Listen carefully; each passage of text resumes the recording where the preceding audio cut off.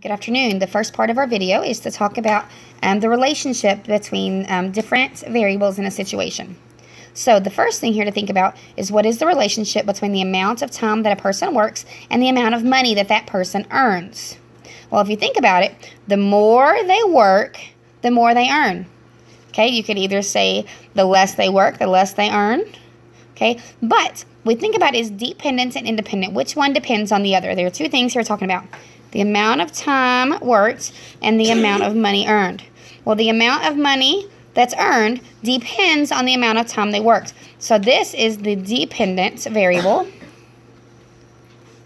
and this is the independence variable.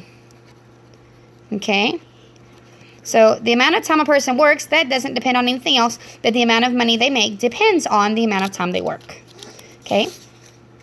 Your objective for this is to identify independent and dependent quantities from tables and graphs. Now, the first thing we'll do is talk about from situations, and then we'll go to tables and graphs in a minute.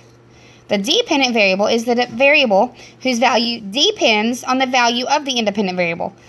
Guys, these are, it sounds really wordy, but independent means if you are completely independent, you do not depend on anyone else. If you are a dependent of your parents, you depend on them for housing or food or whatever.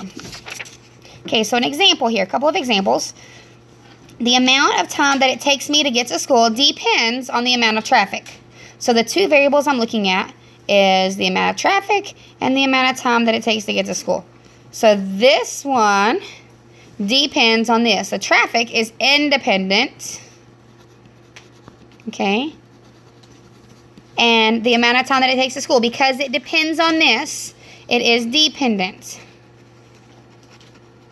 Okay?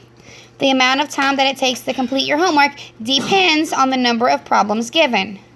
So the amount of time on your homework is dependent upon the number of problems you give, or that your teacher gives you. Okay, that is your dependent and independent variables. Independent is the number of problems. Dependent is the amount of time. Okay? So you're going to practice a couple here. I think you have 2 or 3 problems where you're going to name the independent and dependent variables. Okay, and then we'll come back and have a next video for the next step of graphs.